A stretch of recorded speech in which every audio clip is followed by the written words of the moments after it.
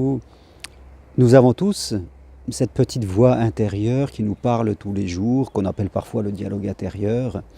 Et cette voix qui est quelquefois associée aussi avec des images qui correspondent un petit peu à notre vie intérieure, à toutes ces constructions mentales que nous passons, hein. Parfois on a dit qu'on se fait des films à l'intérieur, mais c'est un peu ça, avec le son et avec l'image, et ça nous crée des sensations dans le corps. Et bien sûr, ces sensations, elles nous poussent à avoir certains comportements, certaines réactions, dans certaines circonstances, je dirais. Alors cette petite voix intérieure que nous avons tous, qui est parfois utile parce qu'elle va être motivante, elle va nous pousser, elle va nous guider. Et parfois, c'est vrai qu'elle n'est pas vraiment notre premier allié, pas vraiment utile dans nos choix, et qu'elle vient plutôt nous bloquer dans ce que nous voudrions vivre, dans les décisions que nous aimerions prendre. Alors souvent, cette voix, elle est composée de deux manières. Soit c'est un peu une voix parentale qui vient nous dire que nous ne sommes pas assez bien, que les autres sont mieux, qu'on ne va pas réussir. Donc elle a plutôt tendance à nous donner des injonctions de ne rien faire, à nous critiquer, à nous juger. Donc d'une manière plutôt agressive et limitante.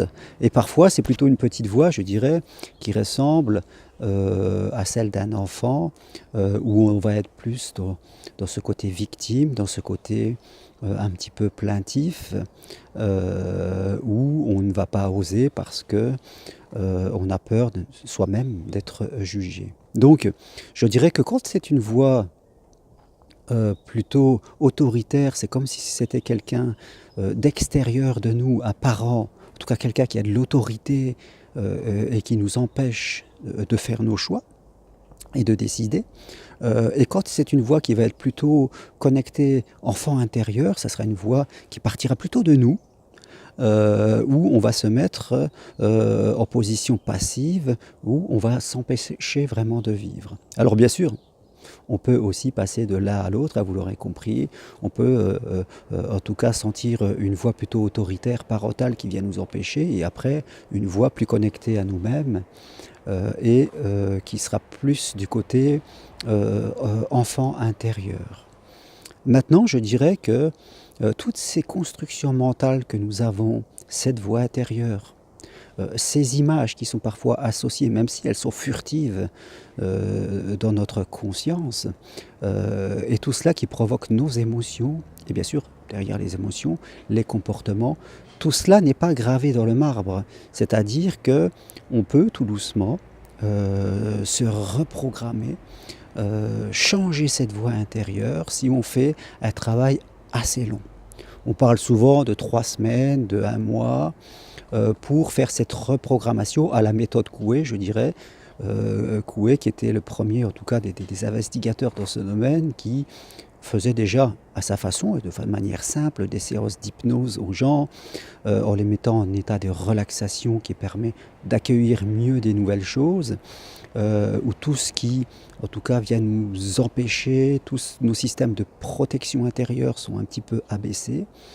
Et en répétant simplement des phrases comme des mantras. Aujourd'hui, je suis bien. Je vais avancer pas à pas. Autour de moi, il y a de l'abondance. Tout ce que je recherche va m'arriver si je me mets en route. J'ai des capacités. Je m'engage à mon rythme. Voilà, toutes ces petites phrases, comme lui disait, à partir d'aujourd'hui, je vais de mieux en mieux, font qu'au bout d'un moment, ce qu'on commence à se dire, notre petite voix intérieure, elle commence à changer. Le parent commence à se mettre un petit peu de côté et l'enfant est un peu moins plaintif. Et là, une partie de nous plus adulte, mature, commence tout doucement à faire surface et est de plus en plus présente. Donc ce qu'il faut dans ce genre de travail que l'on fait sur soi, de programmation, de reprogrammation, vraiment, ce qui est gage de réussite et d'évolution, c'est la persévérance. Et la répétition, comme quelqu'un qui le ferait chaque jour de la méditation, et qui chaque jour continuerait, ferait, même si pendant un moment il entend encore cette ancienne voix intérieure qui le dérange, mais il en fait fi, comme on dit, il ne l'écoute pas et il continue jusqu'à un moment où autre chose commence à arriver. Alors c'est vrai que quand je travaille avec des personnes, souvent je leur apprends un petit peu l'auto-hypnose, c'est très simple, et à elles d'imaginer quelques phrases qu'elles vont se répéter matin, midi et soir. Voilà. Et je dirais que si vous faites cela pendant un bon mois, oui, un bon mois, 3 fois par jour, vous verrez que au fur et à mesure du temps, cette petite voix va commencer à changer et va vous permettre peut-être de vous approcher de ce que vous aimez. Alors bien sûr, à un moment, il y aura peut-être aussi l'entourage qui peut aussi continuer à vous donner des injonctions négatives. Là aussi, il faudra se protéger parce que nous avons cette voix qui nous empêche, et quelquefois les autres, nos parents, notre conjoint, des fois même notre chef, donc tout ce qui est autour de nous, tout ce qui nous en tire, que ce soit familial ou professionnel ou amical, a tendance à je veux dire, entretenir cette voix négative. Et bon, c'est là la difficulté souvent, et ça sera à nous vraiment de faire ce travail régulier comme une contre-opposition à tout ce que les autres nous font de manière très régulière. Et bien sûr, nous entourer je veux dire, de personnes qui vont aussi, elles, nous aider, en même temps que nous le faisons nous-mêmes, à changer cette petite voix intérieure. Voilà ce que je voulais partager avec vous aujourd'hui. Rappelez-vous, cette petite voix que vous avez, elle n'est pas gravée dans le marbre, c'est un disque parfois qui tombe comme un disque rayé, et vous pouvez le changer si vous apprenez par exemple l'auto-hypnose, la sophrologie, et que vous vous répétez tous les jours, que vous ayez cette régularité, là ça va payer. Voilà, je vous souhaite une bonne journée.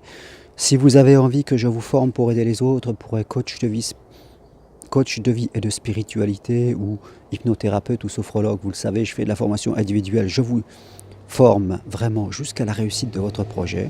Et si vous avez besoin d'être accompagné dans votre vie personnelle ou dans votre vie amoureuse, je suis là pour vous, que ce soit à distance ou à mon cabinet. Très bonne journée à vous, à bientôt, au revoir.